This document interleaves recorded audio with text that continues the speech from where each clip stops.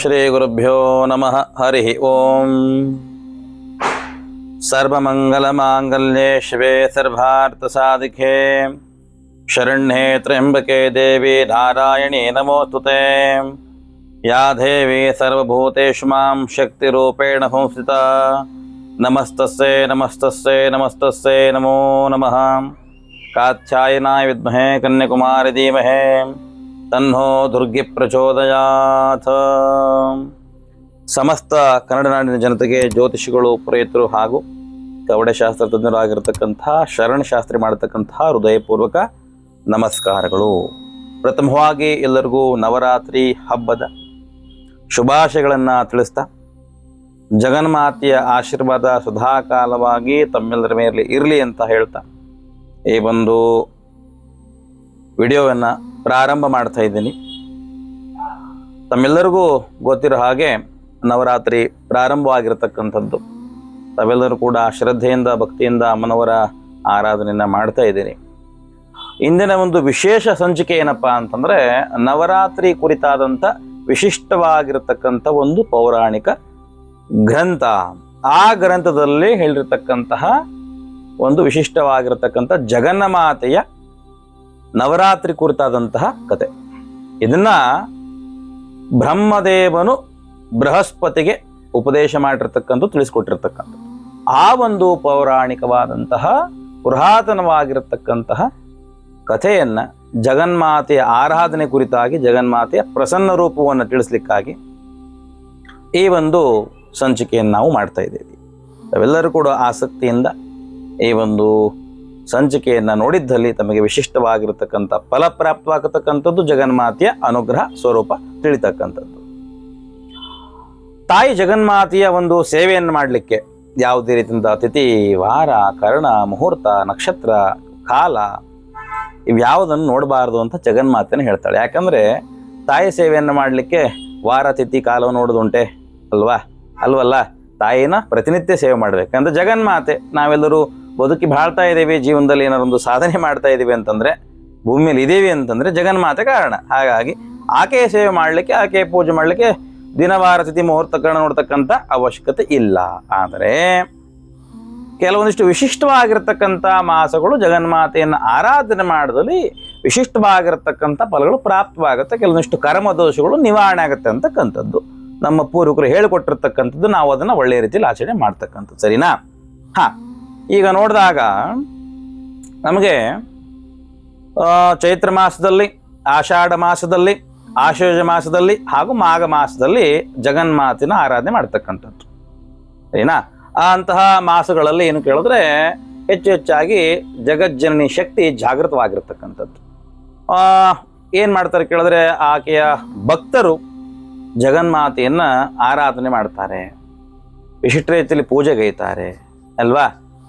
ಅಂತಹ ಜಗನ್ಮಾತೆಯನ್ನು ಪೂಜೆ ಮಾಡಲಿಕ್ಕೆ ಕಾರಣ ಏನು ಅಂತಕ್ಕಂಥ ಪ್ರಶ್ನೆಯನ್ನು ಒಂದು ಪೌರಾಣಿಕ ಗ್ರಂಥದಲ್ಲಿ ಬೃಹಸ್ಪತಿ ಗುರು, ಅಂದರೆ ದೇವಗುರು ಅಂತ ಕರೀತಾರೆ ಬೃಹಸ್ಪತಿಗೆ. ದೇವಗುರು ಬೃಹಸ್ಪತಿ ಅವ್ರು ಏನು ಮಾಡ್ತಾರೆ ಕೇಳಿದ್ರೆ, ಸೃಷ್ಟಿಕರ್ತನಾದಂತಹ ಬ್ರಹ್ಮದೇವನಲ್ಲಿ ಈ ರೀತಿಯಾಗಿ ಕೇಳ್ತಾರೆ. ಯಾವ ರೀತಿಯಾಗಿ? ಜಗತ್ ಸೃಷ್ಟಿಕಾರಕ ಬ್ರಹ್ಮದೇವ, ಸರ್ವಶಾಸ್ತ್ರ ಪಾರಂಗತರು, ಸರ್ವ ವಿದ್ಯಾಪಾರಕರು, ಸರ್ವ ಸಮಸ್ತವನ್ನು ಕೂಡ ಬಲ್ತಕ್ಕಂಥವರು, ಸೃಷ್ಟಿಗೆ ಕಾರಣೀಕರ್ತರಾಗಿರ್ತಕ್ಕಂಥವರು ಬ್ರಹ್ಮದೇವ, ನೀವು ನನಗೆ ಒಂದು ವಿಷಯವನ್ನು ತಿಳಿಸಿಕೊಡಬೇಕು ಅಂತ ಕೇಳ್ತಾರೆ. ಆಗ ಬ್ರಹ್ಮ, ಕೇಳು ಬೃಹಸ್ಪತಿ ಅಂತ ಹೇಳಿದಾಗ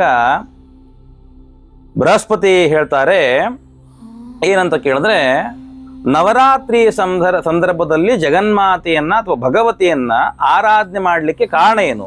ಮನುಷ್ಯರು ಯಾಕೆ ನವರಾತ್ರಿ ಸಂದರ್ಭದಲ್ಲಿ ಜಗನ್ಮಾತೆಯನ್ನು ಸ್ಮರಣೆ ಮಾಡ್ತಾರೆ? ಇದಕ್ಕೇನಾದ್ರು ಹಿನ್ನೆಲೆ ಉಂಟೆ? ಇದಕ್ಕೇನಾದ್ರು ಪೌರಾಣಿಕವಾದಂತಹ ಅಥವಾ ಇದನ್ನು ನವರಾತ್ರಿಯನ್ನ ಆಚರಣೆ ಮಾಡಲಿಕ್ಕೆ ಕಥೆ ಏನಾದ್ರು ಉಂಟೆ? ಅಥವಾ ಈ ನವರಾತ್ರಿಯನ್ನ ಪ್ರಥಮ ಬಾರಿಗೆ ಯಾರು ಆಚರಣೆ ಮಾಡಿದ್ರು? ಇವೆಲ್ಲವನ್ನ ಸವಿಸ್ತಾರವಾಗಿ ಹೇಳಬೇಕು ಅಂತ ಹೇಳಿ ಬೃಹಸ್ಪತಿ ದೇವ ಏನು ಮಾಡ್ತಾನೆ ಅಂತ ಕೇಳಿದ್ರೆ, ಬ್ರಹ್ಮದೇವನನ್ನು ಪ್ರಶ್ನೆ ಮಾಡ್ತಾನೆ. ಆಗ ಬ್ರಹ್ಮದೇವ ಹೇಳ್ತಾನೆ, ಜಗತ್ತಿಗೆ ಒಳ್ಳೇದು ಮಾಡ್ತಕ್ಕಂಥ ಬೃಹಸ್ಪತಿ, ನೀನು ಒಳ್ಳೆಯ ಪ್ರಶ್ನೆಯನ್ನೇ ಕೇಳಿದೆಯಪ್ಪ. ಸಮಸ್ತ ಪಾಪಗಳನ್ನು ನಿವಾರಣೆ ಮಾಡ್ತಕ್ಕಂತಹ ಸಂಪೂರ್ಣ ಫಲಗಳನ್ನ ಅನುಗ್ರಹಿಸ್ತಕ್ಕಂತಹ, ಸರ್ವ ದೋಷಗಳನ್ನ ನಿವಾರಣೆ ಮಾಡತಕ್ಕಂತಹ, ಜಗತ್ತಿನಲ್ಲಿ ವಿಶಿಷ್ಟ ರೀತಿಯಲ್ಲಿ ವಿಶಿಷ್ಟವಾಗಿರತಕ್ಕಂಥ ಶಕ್ತಿ ಹೊಂದಿರತಕ್ಕಂತಹ ನವರಾತ್ರಿಯನ್ನ ಹೇಗೆ ಪ್ರಾರಂಭ ಮಾಡಲಾಯಿತು, ಯಾರಿದನ್ನು ಮಾಡಿರು ಅಂತಕ್ಕಂಥ ಕಥೆಯನ್ನು ಕೇಳು ಅಂತ ಹೇಳ್ತಾನೆ ಬೃಹಸ್ಪತಿ. ಶ್ರದ್ಧೆಯಿಂದ ಭಕ್ತಿಯಿಂದ ಆಲನೆ ಮಾಡಲಿಕ್ಕೆ ಅಂದ್ರೆ ಆಲಿಸ್ಲಿಕ್ಕೆ ಪ್ರಾರಂಭ ಮಾಡ್ತಾನೆ. ಆವಾಗ ಬ್ರಹ್ಮದೇವ ಶುರು ಮಾಡ್ತಾನೆ, ನೋಡು, ನವರಾತ್ರಿ ಅಂತಕ್ಕಂಥದ್ದು ವರ್ಷಕಾಲದಲ್ಲಿ 4 ಬಾರಿ ಬರ್ತಕ್ಕಂಥದ್ದು. ಅದು ಚೈತ್ರ ಮಾಸ, ಆಷಾಢ ಮಾಸ ಹಾಗೂ ಆಶ್ವಜ ಮಾಸ ಮತ್ತು ಮಾಘ ಮಾಸಗಳಲ್ಲಿ ನವರಾತ್ರಿ ಬರ್ತಕ್ಕಂಥದ್ದು. ಇದರಲ್ಲಿ ಜಗನ್ಮಾತೆಗೆ ವಿಶೇಷವಾಗಿರ್ತಕ್ಕಂಥ ವಿಶಿಷ್ಟ ಶಕ್ತಿ ಇರತಕ್ಕಂಥ ಮಾಸಗಳು ಯಾವುದು ಕೇಳಿದ್ರೆ ಅದು ಚೈತ್ರ ಮಾಸ ಹಾಗೂ ಆಶ್ವಜ ಮಾಸ. ಈ ಮಾಸಗಳಲ್ಲಿ ಹೆಚ್ಚು ಹೆಚ್ಚು ಜಗನ್ಮಾತೆ ಆರಾಧನೆ ಆಗ್ತಕ್ಕಂಥದ್ದು. ಮನುಷ್ಯರು ಏನು ಮಾಡ್ತಾರೆ ಬೃಹಸ್ಪತಿ ಅಂತಂದ್ರೆ ಈ ಒಂದು ಮಾಸಗಳಲ್ಲಿ ಜಗನ್ಮಾತೆಯನ್ನ ಶ್ರದ್ಧೆಯಿಂದ ಭಕ್ತಿಯಿಂದ ಆರಾಧನೆ ಮಾಡ್ತಾರೆ, ಜಗನ್ಮಾತೆಯನ್ನು ಪೂಜೆ ಮಾಡ್ತಾರೆ, ಅಭಿಷೇಕ ಆರಾಧನೆ ಮಾಡ್ತಾರೆ, ವ್ರತಕಥೆಗಳನ್ನು ಹೇಳ್ತಾರೆ, ದಾನ ಧರ್ಮಗಳನ್ನು ಮಾಡ್ತಾರೆ. ಇದೆಲ್ಲವನ್ನು ಯಾರು ಮಾಡ್ತಾರೋ ಅವರಿಗೆ ವಿದ್ಯಾ, ಧನ, ಸಂಪತ್ತು, ಐಶ್ವರ್ಯ, ಸಂತಾನ, ಹೆಚ್ಚೇಕೆ ಮೋಕ್ಷವು ಕೂಡ ಪ್ರಾಪ್ತವಾಗುತ್ತೆ ಅಂತ ಹೇಳಿ ಬ್ರಹ್ಮದೇವ ಬೃಹಸ್ಪತಿ ಹೇಳ್ತಾನೆ. ಹಾಗೂ ಇದನ್ನ ಯಾರಿಂದ ಪ್ರಾರಂಭವಾಯಿತು ಅಂತಕ್ಕಂತಹ ಕಥೆಯನ್ನು ಕೇಳು ಅಂತ ಹೇಳ್ತಾನೆ. ಯಾರು ಮೊದಲು ಮಾಡಿದ್ರು ಅಂತ ಕೇಳಿದಲ್ವಾ? ಕೇಳಿಸ್ಕೋ.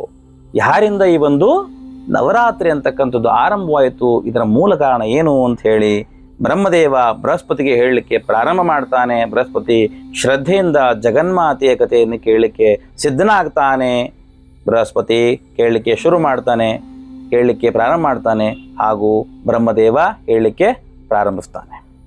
ಹೇಳ್ತಾನೆ ಬ್ರಹ್ಮದೇವ, ಪೀಠತ ಅಂತಕ್ಕಂತಹ ಒಂದು ಪಟ್ಟಣದಲ್ಲಿ ಸುನಾತ ಅಂತಕ್ಕಂಥ ಒಬ್ಬ ಬ್ರಾಹ್ಮಣನಿದ್ದ. ಆತನು ಸಾಕ್ಷಾತ್ ಜಗನ್ಮಾತೆಯ ಅಂದರೆ ಭಗವತಿಯ ಆರಾಧಕನಾಗಿದ್ದ, ದುರ್ಗಾದೇವ ಪರಮ ಭಕ್ತನಾಗಿದ್ದ.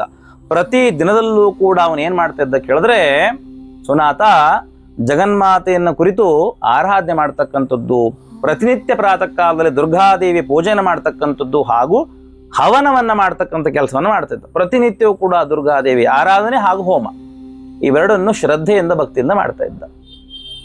ಅವನಿಗೆ ಒಬ್ಬಳು ರೂಪವತಿಯಾಗಿರ್ತಕ್ಕಂಥ, ಗುಣದಲ್ಲೂ ರೂಪದಲ್ಲೂ ನೋಡ್ಲಿಕ್ಕೂ ಸುಂದರವಾಗಿರ್ತಕ್ಕಂಥ ಒಬ್ಬ ಸುಮತಿ ಅಂತಕ್ಕಂಥ ಮಗಳಿತ್ತು. ನೋಡ್ಲಿಕ್ಕೂ ತುಂಬಾ ಚೆನ್ನಾಗಿದ್ಲು, ಆ ಗುಣದಲ್ಲೂ ಅತ್ಯುನ್ನತವಾದಂತಹ ಸ್ಥಾನವನ್ನು ಹೊಂದಿರತಕ್ಕಂಥವಳಾಗಿದ್ಲು. ಅವಳು ಏನ್ ಮಾಡ್ತಾಳೆ ಕೇಳಿದ್ರೆ ಆತನ ಮನೆಯಲ್ಲಿ ಶುಕ್ಲ ಪಕ್ಷದ ಚಂದ್ರನಂತೆ ಹೊಳಿತಾ ಇದ್ಲು, ಅಷ್ಟು ನೋಡ್ಲಿಕ್ಕೆ ಸುಂದರವಾಗಿದ್ಲು ಅಂತ ಹೇಳ್ತಾರೆ. ಅವಳು ಏನ್ ಮಾಡ್ತಾಳೆ ಕೇಳಿದ್ರೆ ಒಂದು ದಿನ ಸುನಾತ ಇದೇ ರೀತಿಯಾಗಿ ಪ್ರತಿನಿತ್ಯವೂ ಕೂಡ ದೇವಿಯ ಜಗನ್ಮಾತೆ ಆರಾಧನೆ ಪೂಜೆಯನ್ನು ಮಾಡ್ತಾ ಇದ್ದ.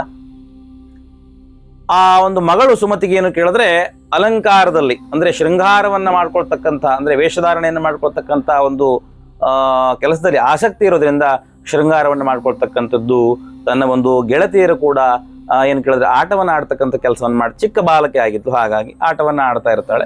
ಒಂದು ದಿನ ಅಕಸ್ಮಾತ್ ಆಗಿ ಏನ್ ಮಾಡ್ತಾರೆ ಕೇಳಿದ್ರೆ ತಂದೆ ಮಾಡ್ತಕ್ಕಂಥ ಪೂಜೆಯಲ್ಲಿ ಭಾಗ್ಯ ಆಗೋದನ್ನ ಮರಿತಾಳೆ, ಅಂದ್ರೆ ವಿಳಂಬವಾಗಿ ಪೂಜೆಗೆ ಪಾಲ್ಗೊಳ್ತಾಳೆ. ಇದರಿಂದ ತಂದೆಗೆ ಏನಾಗುತ್ತೆ ಕೇಳಿದ್ರೆ ಪ್ರತಿನಿತ್ಯವೂ ಕೂಡ ಪೂಜೆಗೆ ಪಾಲ್ಗೊಳ್ತಿರ್ತಕ್ಕಂಥ ತನ್ನ ಮಗಳು ಹಾಗೂ ಜಗನ್ಮಾತೆಯಲ್ಲಿ ನಂಬಿಕೆ ಇಟ್ಟಿರ್ತಕ್ಕಂಥ ಶ್ರದ್ಧೆಯಿಂದ ಆರಾಧನೆ ಮಾಡ್ತಕ್ಕಂಥ ನನ್ನ ಮಗಳು ಯಾಕೋ ಇತ್ತೀಚೆಗೆ ಜಗನ್ಮಾತೆ ಪೂಜೆಗೆ ಬರ್ತಾ ಇಲ್ಲ, ಅವಳಿಗೆ ಪೂಜೆಯಲ್ಲಿ ಆಸಕ್ತಿ ಇಲ್ಲವೇನು ಅಂತ ಅವನ ಅನುಮಾನ ಪಡ್ತಾನೆ.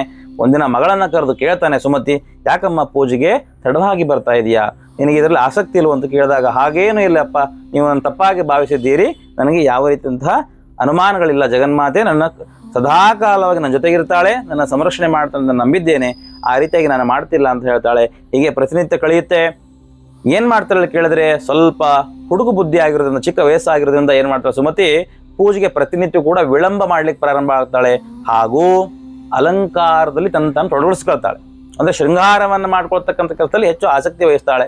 ಇದರಿಂದ ಸುನಾತನಿಗೆ ಅದನ್ನ ತಂದೆಗೆ ಏನಾಗುತ್ತೆ ಕೇಳಿದ್ರೆ ಅವಳಲ್ಲಿ ಸ್ವಲ್ಪ ಕೋಪ ಉಂಟಾಗುತ್ತೆ. ಕರೆದು ಬುದ್ಧಿಯನ್ನು ಹೇಳ್ತಾನೆ, ಈ ರೀತಿಯಾಗಿ ನೀನು ಮಾಡಿದ್ದಲ್ಲಿ ದುರ್ಗಾದೇವಿ ನಿನ್ನ ಮೇಲೆ ಕೋಪಗೊಳ್ತಾಳೆ, ಸಿಟ್ಟಿಗೆ ಹೇಳ್ತಾಳೆ, ನಿಂಗೆ ತೊಂದರೆ ಆಗುತ್ತೆ, ಸಂಕಷ್ಟವನ್ನು ನೀನು ಅನುಭವಿಸ್ತೀಯ ಅಂತ ಹೇಳ್ತಾನೆ. ಆಗ ಸುಮತಿ ಹೇಳ್ತಾಳೆ, ನಾನು ಯಾವುದೇ ರೀತಿ ತಪ್ಪನ್ನು ಮಾಡಿಲ್ಲ, ನನಗೆ ದುರ್ಗಾದೇವಿ ಯಾವ ಕಾರಣಕ್ಕೂ ಕೂಡ ಶಿಕ್ಷೆಯನ್ನು ನೀಡೋದಿಲ್ಲ, ನಾನು ಯಾವ ಕೆಟ್ಟ ಕೆಲಸವನ್ನೂ ಮಾಡಿಲ್ಲ ಅಂತೇಳಿ ವಾದ ಮಾಡ್ತಾಳೆ.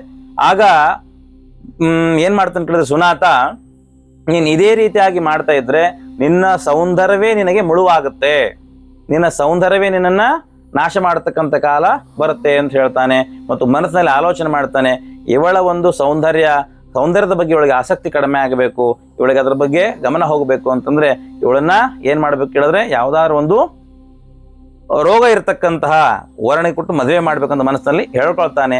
ಈ ರೀತಿ ಮುಂದುವರೆದಾಗ ಒಂದಿನ ಸಿಟ್ಟಿನಿಂದ ಏನ್ ಮಾಡ್ತಾನೆ ಕೇಳಿದ್ರೆ ಸುನಾತ ಮಗಳನ್ನ ಒಬ್ಬ ಕುಷ್ಠ ರೋಗಿ ಕೊಟ್ಟು ಕಲ್ಯಾಣವನ್ನು ಮಾಡ್ತಾನೆ.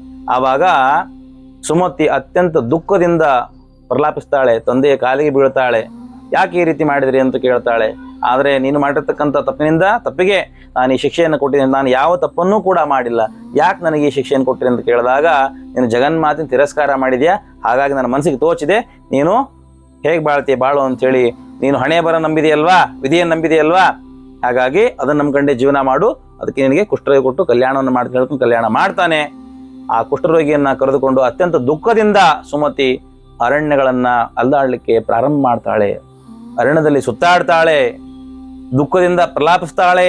ಜಗನ್ಮಾತೆಯಾದಂಥ ದುರ್ಗಾದೇವಿಯನ್ನು ಕುರಿತು ಪ್ರಾರ್ಥನೆಯನ್ನು ಮಾಡ್ತಾಳೆ, ಸ್ತೋತ್ರವನ್ನು ಪಠಣೆ ಮಾಡ್ತಾಳೆ. ಆಗ ಈ ಒಂದು ಬಾಲಕಿಯ ಕುಮಾರಿಯ ಈ ಬ್ರಾಹ್ಮಣಿಯ ಒಂದು ಪ್ರಲಾಪವನ್ನು ನೋಡಿ, ದುಃಖವನ್ನು ನೋಡಿ ಜಗನ್ಮಾತೆ ಮನಸ್ಸು ಕರಗಿ ಜಗನ್ಮಾತೆ ಪ್ರತ್ಯಕ್ಷವಾಗ್ತಾಳೆ. ಪ್ರತ್ಯಕ್ಷವಾದ ನಂತರದಲ್ಲಿ ಕೇಳ್ತಾಳೆ, ನಿನಗೆ ಏನು ಬೇಕು, ಯಾಕೆ ಸಂಕಟವನ್ನು ಪಡ್ತಾ ಇದೀಯಾ ಸುಮತಿ, ನಿನಗೆ ಏನು ಬೇಕು ವರ ಕೇಳು ಅಂತ ಹೇಳಿದಾಗ ಸುಮತಿ ಹೇಳ್ತಾಳೆ ಏನಂತ ಗೊತ್ತಾ, ತಾವು ಯಾರು, ನನ್ನ ಮೇಲೆ ಕರುಣೆಯನ್ನು ತೋರಿ ಪ್ರತ್ಯಕ್ಷವಾಗಲಿಕ್ಕೆ ಕಾರಣ ಏನು, ತಾವು ಯಾರು ಅಂತ ಪ್ರಶ್ನೆ ಮಾಡ್ತಾಳೆ. ಆವಾಗ ಜಗನ್ಮಾತೆ ಹೇಳ್ತಾಳೆ, ನಾನು ಜಗಜ್ಜನನಿ, ಸಕಲ ಬ್ರಹ್ಮವಿದ್ಯಾ ಪಾರಂಗತಳು, ಸರ್ವೇಶ್ವರಿ, ಜಗನ್ಮಾತೆ, ಸಕಲ ಮಾನವ ಕುಲದ ಸಂಕಟಗಳನ್ನು ಹೋಗಲಾಡ್ತಕ್ಕಂಥವಳು, ಸಕಲ ಮಾನವಕುಲ ಸಂಪದ್ಭರಿತವಾಗಿ ಸುಖಮವಾಗಿ ಬಾಳಲಿಕ್ಕೆ ನಾನೇ ಕಾರಣ ಅಂತ ಹೇಳಿದಾಗ ಆ ಒಂದು ಸುಮತಿ ಏನ್ ಮಾಡ್ತಾಳೆ ಕೇಳಿದ್ರೆ ಜಗನ್ಮಾತೆ ಕಾಲಿಗೆ ನಮಸ್ಕಾರವನ್ನು ಮಾಡ್ತಾಳೆ. ಜಗನ್ಮಾತೆ, ನಾನು ಯಾವ ಕರ್ಮವನ್ನೂ ಕೂಡ ಮಾಡಿಲ್ಲ, ಯಾವ ಒಂದು ತಪ್ಪನ್ನೂ ಕೂಡ ಮಾಡಿಲ್ಲ, ಆದರೆ ನನ್ನ ತಂದೆಯ ಕೋಪದಿಂದಾಗಿ ನನ್ನನ್ನು ಕುಷ್ಠರೋಗಿ ಕೊಟ್ಟು ಕಲ್ಯಾಣವನ್ನು ಮಾಡಿಬಿಟ್ರು. ನನಗೆ ತುಂಬ ಸಂಕಟವಾಗ್ತಾ ಇದೆ, ತೊಂದರೆ ಆಗ್ತಾ ಇದೆ. ನಮ್ಮ ಮನೆಯವರು ಏನು ಕೇಳಿದ್ರೆ ಕುಷ್ಠರೋಗದಿಂದ ಬಳಲ್ತಾ ಇದ್ದಾರೆ, ದಯಮಾಡಿ ಏನು ಕೇಳಿದ್ರೆ ತಾನು ನನ್ನ ಒಂದು ಮನೆಯವರ ಈ ಕಷ್ಟ ಯಾಕೆ ಬಂತು ಅಂತಕ್ಕಂಥ ವಿಚಾರವನ್ನ ಹೇಳಬೇಕು, ಯಾಕೆ ಇವರಿಗೆ ಕುಷ್ಠರೋಗ ಬಂದಿರತಕ್ಕಂಥದ್ದು, ಹಾಗೂ ಏನು ಕೇಳಿದ್ರೆ ನನ್ನನ್ನು ಈ ಒಂದು ಕುಷ್ಠರೋಗಿ ಕೊಟ್ಟು ಮದುವೆ ಆಗಲಿಕ್ಕೆ ಕಾರಣ ಏನು, ಮತ್ತು ನಾನು ಈ ಜನ್ಮದಲ್ಲಿ ಯಾವ ಕರ್ಮವನ್ನು ಕೂಡ ಮಾಡಿಲ್ಲ, ಯಾವ ತಪ್ಪನ್ನು ಕೂಡ ಮಾಡಿಲ್ಲ. ಹಾಗಾಗಿ ನನ್ನಲ್ಲಿ ಒಂದು ಪ್ರಶ್ನೆ ಇದೆ, ನೀನು ನನ್ನ ಪೂರ್ವಜನ್ಮದ ಅಥವಾ ಗತಕಾಲದ ಪೂರ್ವಜನ್ಮದ ನನ್ನ ಒಂದು ಹುಟ್ಟಿನ ಸಂಗತಿಯನ್ನ ನೀನು ಹೇಳಿದ್ದೇ ಆದಲ್ಲಿ ಖಂಡಿತವಾಗಲೂ ಕೂಡ ನಾನು ಏನು ಮಾಡ್ತೀನಿ ಕೇಳಿದ್ರೆ ನಿನ್ನ ಒಂದು ಆಶೀರ್ವಾದ ಪಡ್ಕೊಳ್ತೀನಿ ಅಂತ ಹೇಳ್ತಾಳೆ. ನೋಡಿ, ನೀವು ಆಗಿದ್ರೆ ಜಗನ್ಮಾತೆ ಪ್ರತ್ಯಕ್ಷವಾದ ತಕ್ಷಣದಲ್ಲಿ ನಂಗೆ ಅದು ಬೇಕು ಇದು ಬೇಕು ಅಂತ ಕೇಳ್ಬಿಡ್ತಾ ಇದ್ವಿ. ಆದರೆ ಸುಮತಿ ಆ ರೀತಿ ಮಾಡಲಿಲ್ಲ. ನನ್ನ ಪೂರ್ವಜನ್ಮದ ಅಂದರೆ ಗತಕಾಲದ ಏನಾರು ತೊಂದರೆ ಇದೆ, ನಾನೇನೋ ತಪ್ಪನ್ನ ಮಾಡಿದ್ದೇನೆ, ಅದಕ್ಕಾಗಿ ನಾನು ಈ ರೀತಿ ಮದುವೆಗೆ ಸಾಧ್ಯವಾಯಿತೆ ಅಂತ ಕೇಳ್ತಾಳೆ. ಏನು ತಪ್ಪು ಮಾಡಿದೆ ನನ್ನ ಪೂರ್ವಜನ್ಮದಲ್ಲಿ ಹೇಳಿದಾಗ ಜಗನ್ಮಾತೆ ಹೇಳ್ತಾಳೆ, ಇನ್ನ ಸುಮತಿ ನಿನ್ನ ಒಂದು ಗತಕಾಲದ ಒಂದು ಜನ್ಮದ ಹುಟ್ಟಿನ ರಹಸ್ಯವನ್ನು ಕೇಳು ಅಂತ ಹೇಳಿ ಪ್ರಾರಂಭ ಮಾಡ್ತಾಳೆ ಜಗನ್ಮಾತೆ. ಸುಮತಿ ಕೇಳಿಸ್ಕೊಳ್ತಾಳೆ, ನೀನು ಒಬ್ಬ ನಿಷಾದ ಅಂತಕ್ಕಂಥ ನಿಷಾದನ ಪತಿಯಾಗಿದ್ದೆ. ಆತನು ಮಾಡಿರ್ತಕ್ಕಂಥ ಕಳ್ಳತನದ ಅಪವಾದಿಂದಾಗಿ ಗಂಡ ಹಾಗೂ ಹೆಂಡತಿ ನಿಮ್ಮಿಬ್ಬರನ್ನು ಕೂಡ ಕಾರಾಗೃಹದಲ್ಲಿ ಇರಿಸಲ್ಪಟ್ಟರು, ಅಂದ್ರೆ ಜೈಲಿನಲ್ಲಿ ಹಾಕಲ್ಪಟ್ಟರು ನಿಮ್ಮನ್ನ. ಆ ಸಂದರ್ಭದಲ್ಲಿ ನಿಮ್ಮಿಬ್ಬರಿಗೂ ಸಹಿತ ಅವರು ಕುಡಿಯಲು ಹಾಗೂ ತಿನ್ನಲು ಯಾವುದೇ ರೀತಿಯ ಆಹಾರ ಹಾಗೂ ಪಾನೀಯಗಳನ್ನು ನೀಡಲಿಲ್ಲ. ಅಂತಂದ್ರೆ ಆಹಾರವನ್ನು ನೀಡಲಿಲ್ಲ, ನೀರನ್ನು ಸಹ ಕೊಡಲಿಲ್ಲ. 9 ದಿನಗಳ ಕಾಲ ನಿಮ್ಮನ್ನು ನೀರು ಹಾಗೂ ಅನ್ನ ಇರದೇ ಇರತಕ್ಕಂಥ ಸ್ಥಿತಿಯಲ್ಲಿ ಬಿಟ್ಟರು. ಆಗ ನೀವಿಬ್ಬರು ಏನು ಮಾಡಿದ್ರಿ ಕೇಳಿದ್ರೆ ಯಾವುದೇ ರೀತಿಯಾದಂತಹ ಅನ್ನ ಹಾಗೂ ಆಹಾರಗಳನ್ನು ನೀರನ್ನು ಕೊಡದೆ 9 ದಿನಗಳ ಕಾಲ ಏನು ಮಾಡಿದ್ರಿ ಕೇಳಿದ್ರೆ ಆ ಒಂದು ಕಾರಾಗೃಹದಲ್ಲಿ ವಾಸಿಸಲ್ಪಟ್ರಿ. ನಿಮ್ಮ ಅದೃಷ್ಟ ಆ 9 ದಿನಗಳು ಕೂಡ ನನ್ನನ್ನು ಆರಾಧನೆ ಮಾಡತಕ್ಕಂಥ ದಿನಗಳಾಗಿದ್ವು. ಅಂದರೆ ಆ ಸಮಯ ಯಾವುದಾಗಿತ್ತು ಕೇಳಿದ್ರೆ ನವರಾತ್ರಿ ಸಮಯ ಆಗಿತ್ತು. 9 ದಿನಗಳ ಕಾಲ ನಿಮಗೂ ಗೊತ್ತಿಲ್ಲದೆ ಮಾಡಿರ್ತಕ್ಕಂಥ ಉಪವಾಸದ ಫಲವೇ ನಾನು ನಿನಗೆ ಪ್ರತ್ಯಕ್ಷವಾಗಿರ್ತಕ್ಕಂಥದ್ದು. ನಿನಗೆ ಗೊತ್ತಿಲ್ಲದೆ 9 ದಿನಗಳ ಕಾಲ ಗಂಡ ಹೆಂಡತಿ ಇಬ್ಬರು ಕೂಡ ಉಪವಾಸ ಮಾಡಿದ್ದಕ್ಕಾಗಿ ನಾನು ಪ್ರತ್ಯಕ್ಷನಾಗಿದ್ದೇನೆ, ಪ್ರಸನ್ನನಾಗಿದ್ದೇನೆ. ಪೂರ್ವ ಜನ್ಮದಲ್ಲಿ ಮಾಡಿರ್ತಕ್ಕಂಥ ನಿನ್ನ ಉಪವಾಸದ ಫಲವೇ ನಾನು ನಿನಗೆ ಪ್ರಸನ್ನವಾಗಲಿಕ್ಕೆ ಕಾರಣವಾಯಿತು ಅಂತ ಹೇಳಿದಾಗ ಸುಮತಿ ಕಣ್ಣಲ್ಲಿ ದಳದಳ ಅಂತ ನೀರು ಬರುತ್ತೆ. ಅತ್ಯಂತ ಭಾವೋದ್ವೇಗದಿಂದ ತಾಯಿ ಪಾದಸ್ಪರ್ಶ ಮಾಡ್ತಾಳೆ. ಜಗನ್ಮಾತೆ ಕರುಣಿಸು ಅಂತ ಕೇಳ್ತಾಳೆ. ಆಗ ಜಗತ್ಪಾಲಿಕೆಯಾದಂತಹ ಭಗವತಿ ದುರ್ಗಾ ಪರಮೇಶ್ವರಿ ಹೇಳ್ತಾಳೆ, ಏಳು ಮಗು ದುಃಖಿಸ್ಬೇಡ, ನಿನಗೆ ಏನು ಬೇಕು ಕೇಳು ಅಂತ ಹೇಳಿದಾಗ ಜಗನ್ಮಾತೆಯಲ್ಲಿ ಸುಮತಿ ಕೇಳ್ತಾಳೆ, ನನ್ನ ಗಂಡನ ಕುಷ್ಠರೋಗವನ್ನು ನಿವಾರಣೆ ಮಾಡು, ಅವರು ಅತ್ಯಂತ ಮನೋಹರವಾಗಿ ಕಾಂತಿಯುತವಾಗಬೇಕು, ಒಳ್ಳೆ ಆರೋಗ್ಯವಾಗಿ ಪ್ರಾಪ್ತವಾಗಬೇಕು ಅವರಿಗೆ ಅಂತ ಕೇಳಿದಾಗ ಅವಳ ಒಂದು ಪತಿನಿಷ್ಠೆಯನ್ನ, ಪತಿಗೌರವನ, ಪತಿವ್ರತ ಭಾವವನ್ನ ಕಂಡು ಜಗನ್ಮಾತೆ ತಥಾಸ್ತು ಅಂತ ಹೇಳ್ತಾಳೆ. ಮತ್ತೆ ಹೇಳ್ತಾಳೆ ತಥಾಸ್ತು ಅಂತ ಹೇಳಿದ್ಮೇಲೆ ಹೇಳ್ತಾಳೆ, ನೀನು ಮಾಡಿರ್ತಕ್ಕಂಥ 9 ದಿನಗಳ ಉಪವಾಸದ 1 ದಿನದ ಫಲ ನಿನ್ನ ಗಂಡನಿಗೆ ಕುಷ್ಠರೋಗ ನಿವಾರಣೆ ಆಗಿದೆ ಅಂತ ಹೇಳ್ತಾಳೆ. ಅಂದ್ರೆ 9 ದಿನ ಉಪವಾಸವನ್ನ ಮಾಡಿದ್ಲು, ಅದರಲ್ಲಿ ಬರೀ 1 ದಿನದ ಮಾತ್ರ 1 ದಿನದ ಪುಣ್ಯ ಏನಾಯ್ತು, ಸುಮತಿ ಗಂಡನ ಕುಷ್ಠರೋಗ ನಿವಾರಣೆ ಆಯ್ತು. ಅಂತಹ ಶ್ರೇಷ್ಠವಾಗಿರ್ತಕ್ಕಂಥ ನವರಾತ್ರಿ ಆರಾಧನೆ ಅಂತ ಹೇಳಿಕ್ ಬಯಸ್ತೀನಿ. 1 ದಿನದ ಪುಣ್ಯ ಫಲ ಪ್ರಾಪ್ತವಾಗಿದೆ ಅಂತ ಹೇಳ್ತಾಳೆ. ಮತ್ತೆ ಸುಮತಿ ಜಗನ್ಮಾತೆಯನ್ನು ಸ್ತೋತ್ರ ಮಾಡ್ತಾಳೆ, ಪ್ರಸನ್ನಳಾದಂತಹ ಜಗನ್ಮಾತೆಯ ಕುರಿತು ಸ್ತೋತ್ರ ಮಾಡ್ತಾಳೆ. ಆಕೆಯನ್ನು ಕೇಳ್ತಾಳೆ ಸುಮತಿ, ನಿನಗೆ ಧನ್ಯವಾದಗಳು ಅಂತ ಹೇಳ್ತಾಳೆ. ಜಗನ್ಮಾತೆ ಪಾದಕ್ಕೆ ಬಿದ್ದು ಹೊರಳಾಡ್ತಾಳೆ. ಆಗ ಮತ್ತೆ ಜಗನ್ಮಾತೆ ಕೇಳ್ತಾಳೆ, ಮತ್ತೇನಾದ್ರು ಬೇಕಾದ್ರೆ ಕೇಳು ಅಂತ ಹೇಳಿದಾಗ, ನನಗೇನು ಬೇಡ ಅಂತಾಳೆ ಸುಮತಿ. ನನಗೇನು ಬೇಡ, ನನ್ನ ಮನೆಯವರು ನನಗೆ ಆರೋಗ್ಯವಾದ್ರಲ್ಲ ಅಷ್ಟೇ ಸಾಕು, ನಾವಿಬ್ಬರು ಕೂಡ ಸುಖವಾಗಿ ಜೀವನ ಮಾಡಿ ಸಾಕು ಅಂತ ಹೇಳಿದಾಗ ಜಗನ್ಮಾತೆ ಪ್ರಸನ್ನಗೊಂಡು, ನಿನಗೆ ಅತ್ಯಂತ ಜಿತೇಂದ್ರಿಯನು, ಬುದ್ಧಿಶಾಲಿಯು, ಚಕ್ರವರ್ತಿ ಸ್ವರೂಪಗೊಳ್ತಕ್ಕಂಥವನು, ಜ್ಞಾನವಂತನು, ಜಿತೇಂದ್ರನೂ ಆಗಿರ್ತಕ್ಕಂಥ, ಪರಾಕ್ರಮಿ ಆಗಿರ್ತಕ್ಕಂಥ, ಕಾಂತಿಯುತ ಆಗಿರ್ತಕ್ಕಂಥ, ಉದ್ಧಾಲಕ ಅಂತಕ್ಕಂಥ ಗಂಡು ಜನನ ಪ್ರಾಪ್ತವಾಗಲಿ, ಪುತ್ರ ಸಂತಾನ ಪ್ರಾಪ್ತವಾಗಲಿ ಅಂತ ಹೇಳಿ ಜಗನ್ಮಾತೆ ಆಶೀರ್ವಾದವನ್ನು ಮಾಡ್ತಾಳೆ. ಸುಮತಿಗೆ ಪ್ರಸನ್ನಳಾಗ್ತಾಳೆ. ಆಗ ಸುಮತಿ ಅತ್ಯಂತ ಸಂತೋಷದಿಂದ ಕೇಳ್ತಾಳೆ, ಮತ್ತೇನನ್ನು ಹೇಳಲಿ ಅಂತ ಜಗನ್ಮಾತೆ ಕೇಳಿದಾಗ ಸುಮತಿ ಹೇಳ್ತಾಳೆ, ಜಗನ್ಮಾತೆ ನೀನು ನೀಡಿರ್ತಕ್ಕಂಥ ಅನುಗ್ರಹವೇ ನನಗೆ ಸಾಕು, ಆದರೆ ನನ್ನಲ್ಲಿ ಒಂದು ವಿನಂತಿ ಇದೆ, ಅದನ್ನು ಹೇಳಬೇಕು ಅಂತ ಕೇಳಿದಾಗ ಹೇಳು ಮಗು ಅಂತ ಹೇಳ್ತಾಳೆ. ಆವಾಗ ಸುಮತಿ ಹೇಳ್ತಾಳೆ, ನಿನ್ನ ಒಂದು ಸೇವೆ ಮಾಡ್ತಕ್ಕಂಥ ವಿಧಾನವನ್ನ, ಈ ನವರಾತ್ರಿ ಬಗೆಯನ್ನ ನಿನ್ನ ಯಾವ ರೀತಿಯಲ್ಲಿ ಸೇವೆ ಮಾಡಬೇಕು ಅಂತಕ್ಕಂಥ ಈ ನವರಾತ್ರಿಯ ವಿಧಾನವನ್ನ, ಪೂಜಾ ವಿಧಾನವನ್ನು ದಯಮಾಡಿ ನಿನ್ನ ಬಾಯಲ್ಲಿ ಕೇಳಬೇಕಂತ ನನಗೆ ಆಸೆ ಆಗಿದೆ.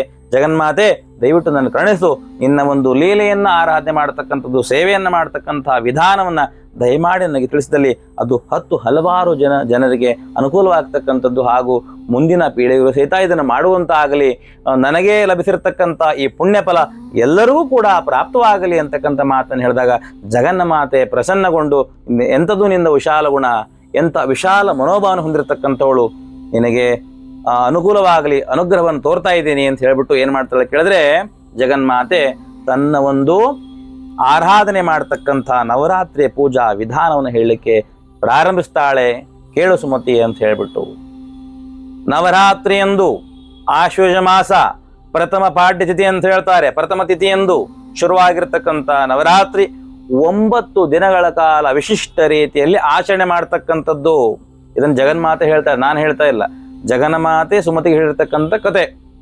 9 ದಿನಗಳ ಕಾಲ ಆಶ್ವಯುಜ ಮಾಸದಂದು ಪ್ರಥಮ ಪಾಡ್ಯ ತಿಥಿಯಂದು ಜಗನ್ಮಾತೆಯನ್ನು ಆರಾಧನೆ ಮಾಡ್ತಕ್ಕಂಥ, 9 ದಿನಗಳ ಕಾಲ ಅಖಂಡ ದೀಪ ಆರಾಧನೆ ಮಾಡ್ತಕ್ಕಂಥದ್ದು. ನಂದಾ ದೀಪಗಳು ಅಂದ್ರೆ ಆರದೇ ಇರತಕ್ಕಂಥ ದೀಪ ಬೆಳಗಬೇಕು, 9 ದಿನಗಳು ಕಾಡ ಆ ದೀಪ ಆರಬಾರ್ದು, ಆ ರೀತಿ ನೋಡ್ಕೊಳ್ತಕ್ಕಂಥದ್ದು. ಸಾಧ್ಯವಾದ್ರೆ ಉಪವಾಸವನ್ನು ಮಾಡಿ ಜಗನ್ಮಾತೆಯನ್ನು ಸ್ಮರಣೆ ಮಾಡ್ತಕ್ಕಂಥದ್ದು. ಯಾರಿಗೆ ಶಕ್ತಿ ಇಲ್ಲವೋ ಅವರು ಒಪ್ಪತ್ತಿನ ಊಟವನ್ನು ಮಾಡಿ ನನ್ನನ್ನು ಆರಾಧನೆ ಮಾಡಬಹುದು ಅಂತ ಹೇಳ್ತಾರೆ. ಯಾರಿಗೆ ಅಷ್ಟು ಶಕ್ತಿ ಇಲ್ಲವೋ ಒಪ್ಪತ್ತಿನ ಊಟವನ್ನು ಮಾಡಿ ನನ್ನ ಆರಾಧನೆಯನ್ನು ಮಾಡ್ಬೋದು. ಹಾಗೂ ಘಟಸ್ಥಾಪನೆಯನ್ನು ಮಾಡ್ಬೇಕು, ಯೋಗ್ಯವಾಗಿರ್ತಕ್ಕಂಥ ಆಚಾರ್ಯರನ್ನ, ಬ್ರಾಹ್ಮಣರನ್ನ ಮನೆ ಕರೆಸ್ತಕ್ಕಂಥದ್ದು, ಯೋಗ್ಯವಾಗಿರ್ತಕ್ಕಂಥ ಆಚಾರ್ಯನ ಮನೆ ಕರೆಸ್ತಕ್ಕಂಥದ್ದು, ಘಟಸ್ಥಾಪನೆ ಮಾಡ್ತಕ್ಕಂಥದ್ದು. ವನದಾನ ಅಂತ ಹೇಳಿ ಕೇಳ್ತಾರೆ, ಅದಕ್ಕೆ ನೀರು ಹಾಕಬೇಕು ಅಂತ ಹೇಳ್ತಾರೆ. ವನದಾನ ಅಂತಂದ್ರೆ ಮಣ್ಣಿನ ಮಡಕೆಯಲ್ಲಿ ಮಣ್ಣನ್ನ ಹಾಕಿ ಅದರಲ್ಲಿ ಧಾನ್ಯಗಳನ್ನು ಹಾಕುವ ಮುಖೇನವಾಗಿ ತಮಗೆಲ್ಲ ಗೊತ್ತಿದೆ, ಅದಕ್ಕೆ ವನದಾನ ಅಂತ ಕರೀತಾರೆ. ಅದನ್ನು ಜಗನ್ಮಾತೆ ವಿವರಿಸ್ತಕ್ಕಂಥದ್ದು. ಆ ರೀತಿಯಲ್ಲಿ ಹೇಳ್ತಾಳೆ ಸುಮತಿಗೆ. ಆ ವನದಾನವನ್ನ ಶ್ರದ್ಧೆಯಿಂದ ಭಕ್ತಿಯಿಂದ ಹಾಕಿ ಮನೆಯಲ್ಲಿ ಸ್ಥಾಪನೆ ಮಾಡಿ ಅದಕ್ಕೆ ನೀರನ್ನು ಹಾಕಬೇಕು ಅಂತ ಹೇಳ್ತಾಳೆ. ಹಾಗೂ ಮಹಾಲಕ್ಷ್ಮಿ, ಮಹಾಸರಸ್ವತಿ, ಮಹಾಕಾಳಿ ತ್ರಿಮೂರ್ತಿ ದೈವಗಳನ್ನ ಕೇಳಿಸ್ಕೊಳ್ಳಿ. ಎಷ್ಟೋ ಜನ ತಪ್ಪು ಮಾಡ್ತೀರಿ, ಇದು ನಾನು ಹೇಳಿದ್ದಲ್ಲ, ಜಗನ್ಮಾತೆ ಹೇಳಿರ್ತಕ್ಕಂಥದ್ದು. ಮಹಾಲಕ್ಷ್ಮಿ, ಮಹಾಕಾಳಿ, ಮಹಾಸರಸ್ವತಿ ತ್ರಿವಿಧ ದೇವತೆಗಳನ್ನ ಭಕ್ತಿಯಿಂದ ಶ್ರದ್ಧೆಯಿಂದ ಆರಾಧನೆ ಮಾಡಬೇಕು ಅಂತ ಹೇಳ್ತಾಳೆ. ಅಂದ್ರೆ ಆ ಮೂರ್ತಿಗಳನ್ನ ಅಥವಾ ಕಳಶವನ್ನ ಇಟ್ಟು ಈ ಒಂದು ತ್ರಿದೇವಿಗಳನ್ನ, ಮಹಾಲಕ್ಷ್ಮಿ, ಮಹಾಕಾಳಿ, ಮಹಾಸರಸ್ವತಿಯನ್ನ ಆರಾಧನೆ ಮಾಡಬೇಕು ಶ್ರದ್ಧೆಯಿಂದ ಭಕ್ತಿ ಅಂತ ಹೇಳ್ತಾಳೆ. ಹಾಗೂ ಲೀಲೆಯಲ್ಲಿ ಬರುತ್ತೆ, ಜಗನ್ಮಾತೆ ಲೀಲೆಯಲ್ಲಿ ಏನ್ ಹೇಳ್ತಾಳೆ ಗೊತ್ತಾ ಜಗನ್ಮಾತೆ, ಯಾವ ರೀತಿಯಾಗಿ ನನ್ನನ್ನ ಆರಾಧನೆ ಮಾಡಿದ್ರೆ ಏನು ಫಲ ಉಂಟು ಅಂತ ಹೇಳ್ತಾ ಹೋಗ್ತಾಳೆ. ಕಥೆಯಲ್ಲಿ ಕೇಳಿಸ್ಕೊಳ್ಳಿ ಎಲ್ಲರೂ. ಮಹಾಸರಸ್ವತಿ, ಮಹಾಕಾಳಿ, ಮಹಾಲಕ್ಷ್ಮಿ ಮೂರ್ತಿಗಳಿಗೆ ನಿತ್ಯ ವಿಧಿಯಾಗಿ ಪೂಜೆಯನ್ನು ಮಾಡಬೇಕು, ಅರ್ಘ್ಯವನ್ನು ನೀಡಬೇಕು. ಹೂಗಳಿಂದ ಅರ್ಚಿಸಿದರೆ ಸುಂದರ ರೂಪ ಪ್ರಾಪ್ತವಾಗುತ್ತದೆ. ಪುಷ್ಪಗಳಿಂದ ಅರ್ಚನೆಯನ್ನು ಮಾಡಿದಾಗ ಜಗನ್ಮಾತೆಗೆ ಸುಂದರವಾಗಿರತಕ್ಕಂಥ ರೂಪವನ್ನು ಕಾಣಿಸ್ತಾಳೆ ಅಂತ ಹೇಳಿ. ಹಾಗೂ ಜಾಜಿಕಾಯಿಯನ್ನ ಅರ್ಪಣೆ ಮಾಡೋದ್ರಿಂದ ಕೀರ್ತಿ ಸಂಪಾದನೆ ಆಗ್ತಕ್ಕಂಥದ್ದು, ಕೀರ್ತಿ ಬರ್ತಕ್ಕಂಥದ್ದು ಹಾಗೂ ಕಾರ್ಯಸಿದ್ಧಿ ಆಗ್ತಕ್ಕಂಥ ಕೆಲಸವಾಗುತ್ತಂತೆ. ನೆಲ್ಲಿಕಾಯಿಯನ್ನು ಅರ್ಪಣೆ ಮಾಡೋದ್ರಿಂದ ಸುಖ ಪ್ರಾಪ್ತವಾಗುತ್ತದೆ ಅಂತ ಹೇಳ್ತಾಳೆ ಜಗನ್ಮಾತೆ. ಹಾಗೂ ಬಾಳೆಹಣ್ಣಿನಿಂದ ಅರ್ಚನೆ ಹಾಗೂ ಆರಾಧನೆ ಬಾಳೆಹಣ್ಣಿನಿಂದ ಅಭಿಷೇಕವನ್ನು ಮಾಡೋದ್ರಿಂದ ಹಾಗೂ ಹೋಮವನ್ನು ಮಾಡೋದ್ರಿಂದ ಆಭರಣಗಳು ಲಭಿಸುತ್ತೆ ಅಂತ ಹೇಳ್ತಾಳೆ. ಅಂದ್ರೆ ಧನಧಾನ್ಯ ಸೌಕರ್ಯಗಳು, ಆಭರಣಗಳು ಲಭಿಸ್ತವೆ ಅಂತ ಹೇಳ್ತಾಳೆ ಜಗನ್ಮಾತೆ. ಹಾಗೂ ಫಲಗಳೊಂದಿಗೆ ಅರ್ಘ್ಯವನ್ನ ಬಿಡೋದ್ರಿಂದ ಅನುಕೂಲವಾಗ್ತಕ್ಕಂಥದ್ದು. ಹಾಗೂ ಜೇನುತುಪ್ಪ, ತುಪ್ಪ, ಗೋಧಿ, ಎಳ್ಳು, ಬಿಲ್ವಪತ್ರೆಗಳು, ನಾರಿಕೇಳ ಫಲ, ಕದಂಬಗಳಿಂದ ಹೋಮವನ್ನು ಮಾಡಿದಾಗ ಏನಾಗುತ್ತೆ ಕಡೆ ಜಗನ್ಮಾತೆ ಪ್ರಸನ್ನಳಾಗ್ತಾಳಂತೆ. ಗೋಧಿಯಿಂದ ಹೋಮವನ್ನು ಮಾಡಿದ್ರೆ ಮಹಾಲಕ್ಷ್ಮಿ ಪ್ರಸನ್ನಳಾಗ್ತಾಳೆ. ಹಾಗೂ ಪರಮಾನದಿಂದ ಹೋಮವನ್ನು ಮಾಡೋದ್ರಿಂದ ಕುಟುಂಬ ವೃದ್ಧಿ ಆಗ್ತಕ್ಕಂಥದ್ದು. ಚಂಪಕ ಪುಷ್ಪಗಳಿಂದ ಸುಖ ಶಾಂತಿ ನೆಮ್ಮದಿ ಹಾಗೂ ಸಂಪತ್ತು ಪ್ರಾಪ್ತವಾಗ್ತಕ್ಕಂಥದ್ದು. ನೆಲ್ಲಿಕಾಯಿಯಿಂದ ಹೋಮ ಮಾಡಿದಾಗ ಕೀರ್ತಿ ಸೋರ್ತಕ್ಕಂಥದ್ದು. ಬಾಳೆಹಣ್ಣಿನಿಂದ ಹೋಮವನ್ನು ಮಾಡಿದಾಗ ಪುತ್ರ ಸಂತಾನ ಪ್ರಾಪ್ತವಾಗ್ತಕ್ಕಂಥದ್ದು.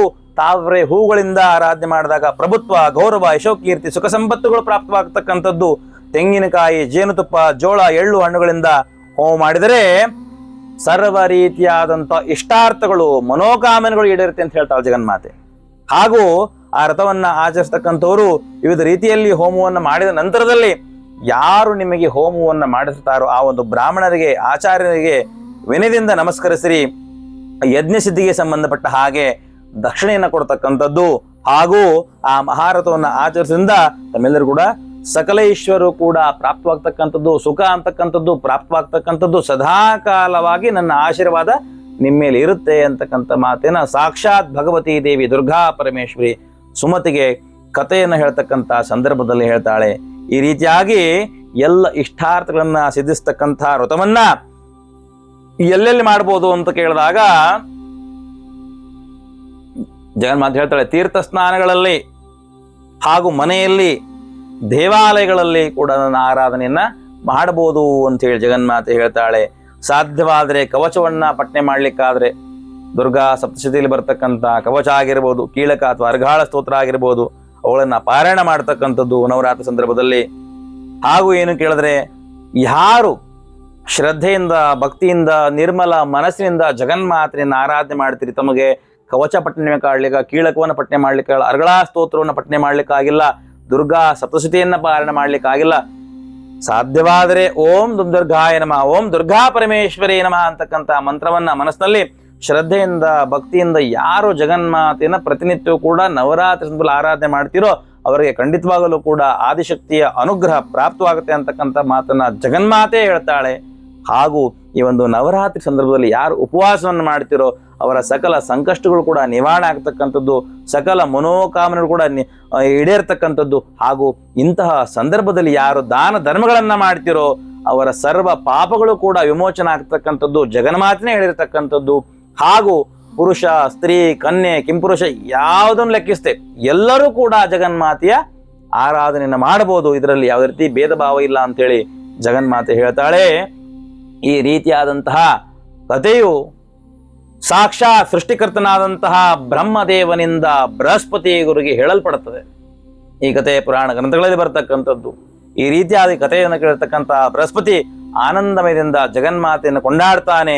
ಸರ್ವಶಕ್ತಿ ಜಗನ್ಮಾತೆಯನ್ನು ಎಲ್ಲರೂ ಕೂಡ ಆರಾಧನೆ ಮಾಡಿ ಅಂತ ಹೇಳ್ತಾನೆ. ಬ್ರಹ್ಮದೇವನಿಗೆ ಕೃತಜ್ಞತೆಯನ್ನು ತಿಳಿಸ್ತಾನೆ, ನಮಸ್ಕಾರವನ್ನು ತಿಳಿಸ್ತಾನೆ. ಬ್ರಹ್ಮದೇವ, ನನಗೆ ಈ ಒಂದು ಮೂಲಕತೆ ಅರ್ಥವಾಯಿತು, ಜಗನ್ಮಾತೆ ಸ್ವಲ್ಪ ಅರ್ಥವಾಯಿತು. ಯಾರು ಫಲಾಪೇಕ್ಷೆ ಇಲ್ಲನೆ, ಫಲಾಪೇಕ್ಷೆ ಅಂತಂದ್ರೆ ಮನಸ್ಸಿನಲ್ಲಿ ಯಾವುದೇ ಅಪೇಕ್ಷೆ ಇಟ್ಕೊಳ್ಳದೆ, ಫಲಾಪೇಕ್ಷೆ ಅಂತ ಹೇಳ್ತಾರೆ. ಫಲಾಪೇಕ್ಷೆ ಅಂತಂದ್ರೆ ಮನಸ್ಸಿನಲ್ಲಿ ಫಲದ ಒಂದು ಅಪೇಕ್ಷೆನೆ ಇಟ್ಕೊಳ್ಳದೆ ಯಾರು ಈ ಒಂದು ಪೂಜೆಯನ್ನು ಮಾಡ್ತಾರೋ ಖಂಡಿತವಾಗಲು ಅವರು ಏನ್ ಅನ್ಕೊಂಡಿರ್ತಾರೋ ಮನಸ್ಸಲ್ಲಿ ಅದೆಲ್ಲವೂ ಕೂಡ ಖಂಡಿತವಾಗ್ಲೂ ನೆರವೇರುತ್ತೆ ಅಂತ ಹೇಳಿ ಸಾಕ್ಷಾತ್ ಜಗನ್ಮಾತೆ ಹೇಳ್ತಾಳೆ. ತಾವೆಲ್ಲರೂ ಕೂಡ ಆ ಜಗನ್ಮಾತೆ ಅನುಗ್ರಹಕ್ಕೆ ಪಾತ್ರವಾಗಬೇಕಂತ ಹೇಳಿದ್ರೆ ಬ್ರಹ್ಮದೇವನು ಹೇಗೆ ಬೃಹಸ್ಪತಿಗೆ ಉಪದೇಶವನ್ನು ಮಾಡಿದ್ನೋ ಆ ಕಥೆಯಲ್ಲಿ ಅದೇ ರೀತಿಯಾಗಿ ತಾವೆಲ್ಲರೂ ಕೂಡ ಸಾಧ್ಯವಾದರೆ ಜಗನ್ಮಾತೆಯನ್ನ ನಿರ್ಮಲ ಮನಸ್ಸಿನಿಂದ ಶ್ರದ್ಧೆಯಿಂದ ಆರಾಧನೆ ಮಾಡ್ತಕ್ಕಂಥದ್ದು, ದಾನ ಧರ್ಮಗಳನ್ನು ಮಾಡ್ತಕ್ಕಂಥದ್ದು. ಗೊತ್ತಾಯ್ತಾ? ಕುಷ್ಠರೋಗ ಅಂತ ಬಂತು ಕಥೆಯಲ್ಲಿ, ಹಾಗಾಗಿ ಅದರ ಅರ್ಥ ರೋಗಿಗಳ ಸೇವೆ ಮಾಡಿ ಅಂತ ಅರ್ಥ. ಸುಮತಿ ರೋಗಿಯಾಗಿರ್ತಕ್ಕಂಥ ಕುಷ್ಠರೋಗಿ ಆಗಿರ್ತಕ್ಕಂಥ ಗಂಡನ ಸೇವೆಯನ್ನ ಮಾಡಿದಿಂದಲೇ ಜಗನ್ಮಾತೆ ಅವಳಿಗೆ ಪ್ರಸನ್ನ ಆದಳು, ಅವಳ ಇಷ್ಟಾರ್ಥನ ಈಡೇರಿಸಿದಳು, ಸುಂದರ ರೂಪವನ್ನಲ್ದೇನೆ ಸಂಪತ್ತನ್ನ ಕರುಣಿಸಿದ್ಲು, ಅವಳು ಅಪೇಕ್ಷೆ ಪಡೆದೇನೆ ಪುತ್ರ ಸಂತಾನವನ್ನು ಕಳಿಸಿದ್ಲು. ಅಂದ್ರೆ ನಾವು ಯಾವುದೇ ರೀತಿಯಾದಂಥ ಫಲಾಪೇಕ್ಷೆ ಇಲ್ದೇನೆ ಜಗನ್ಮಾತೆ ಸೇವೆ ಮಾಡಿದಲ್ಲಿ ಜಗನ್ಮಾತೆ ನಮಗೆ ಅನುಗ್ರಹ ತೋರ್ತಾಳೆ. ಹಾಗೂ ಇರ್ತಕ್ಕಂಥ ಸಕಲ ರೀತಿಯಂಥ ಸಂಕಷ್ಟಗಳು ಕೂಡ ನಿವಾರಣೆ ಆಗುತ್ತೆ. ಮನಸ್ಸಿನಲ್ಲಿ ಅನ್ಕೊಂಡಿರ್ತಕ್ಕಂಥ ಸರ್ವ ಕಾರ್ಯಗಳು ಕೂಡ ಸಿದ್ಧಿಸುತ್ತೆ. ವಿಜಯ ಅಂತಕ್ಕಂಥದ್ದು ವಿಜಯದಶಮಿಯಿಂದ ಪ್ರಾಪ್ತವಾಗತ್ತೆ. 9 ದಿನಗಳ ಕಾಲ ಜಗನ್ಮಾತೆಯನ್ನು ಆರಾಧನೆ ಮಾಡಿ ವಿಜಯದಶಮಿ ಎಂದು ತಮಗೆ ಜಗನ್ಮಾತೆ ಚಂಡಿಕಾ ಪರಮೇಶ್ವರಿ ಭಗವತಿ ಸರ್ವಬಲವೇ ಸರ್ವರೂಪಿಣಿ ಸರ್ವಶಕ್ತಿ ದುರ್ಗಾದೇವಿ ಪ್ರಸನ್ನಳಾಗ್ತಾಳೆ. ತಮ್ಮೆಲ್ಲರ ಮನೋಕಾಮನೆಗಳನ್ನು ಇಷ್ಟಾರ್ಥಗಳನ್ನು ಈಡೇರಿಸ್ತಾಳೆ. ತಮಗೆ ಮೋಕ್ಷ ಅಂತಕ್ಕಂಥದ್ದು ಪ್ರಾಪ್ತವಾಗುತ್ತೆ. ಜಗನ್ಮಾತೆಯ ಸಂಪೂರ್ಣ ಅನುಗ್ರಹ ತಮ್ಮೆಲ್ಲರೂ ಕೂಡ ಪ್ರಾಪ್ತವಾಗಲಿ ಅಂತ ಹೇಳ್ತಾ ಆ ಜಗಜ್ಜನನಿ ಈ ಒಂದು ಲೋಕವನ್ನು ಸಂರಕ್ಷಣೆ ಮಾಡಲಿ. ಸನಾತನ ಹಿಂದೂಗಳಿಗೆ ನಮ್ಮ ಧರ್ಮದ ಬಗ್ಗೆ ಗೌರವ ಅಂತಕ್ಕಂಥದ್ದು, ನಂಬಿಕೆ ಅಂತಕ್ಕಂಥದ್ದು, ಆ ಒಂದು ಧರ್ಮದ ಆಳವನ್ನು ತಿಳ್ಕೊಳ್ತಕ್ಕಂಥ ಶಕ್ತಿಯನ್ನು ಜಗನ್ಮಾತೆ ಎಲ್ಲರಿಗೂ ಕೊಡಲಿ ಅಂಥೇಳಿ ಈ ಒಂದು ವಿಡಿಯೋನ ಇಲ್ಲಿಗೆ ಸಂಪೂರ್ಣ ಮಾಡ್ತಾ ಇದ್ದೀನಿ. ತಮ್ಮೆಲ್ಲರೂ ಕೂಡ ಒಳ್ಳೆಯದಾಗಲಿ, ಜಗನ್ಮಾತೆ ತಮ್ಮೆಲ್ಲರನ್ನು ಅನುಗ್ರಹಿಸಲಿ ಅಂತ ಹೇಳ್ತಾ ಈ ಒಂದು ವಿಡಿಯೋನ ಇಲ್ಲಿಗೆ ಸಂಪೂರ್ಣಗೊಳಿಸ್ತಾ ಇದ್ದೀನಿ. ಎಲ್ಲರಿಗೂ ಒಳ್ಳೆಯದಾಗಲಿ. ಸರ್ವೇ ಜನ ಸುಖಿನೋ ಭವಂತು, ಲೋಕ ಸಮಸ್ತ ಸುಖಿನೋ ಭವಂತು, ಸಮಸ್ತ ಸನ್ಮಂಗಳಾದಿ ಭವಂತು. ಒಳ್ಳೆಯದಾಗಲಿ.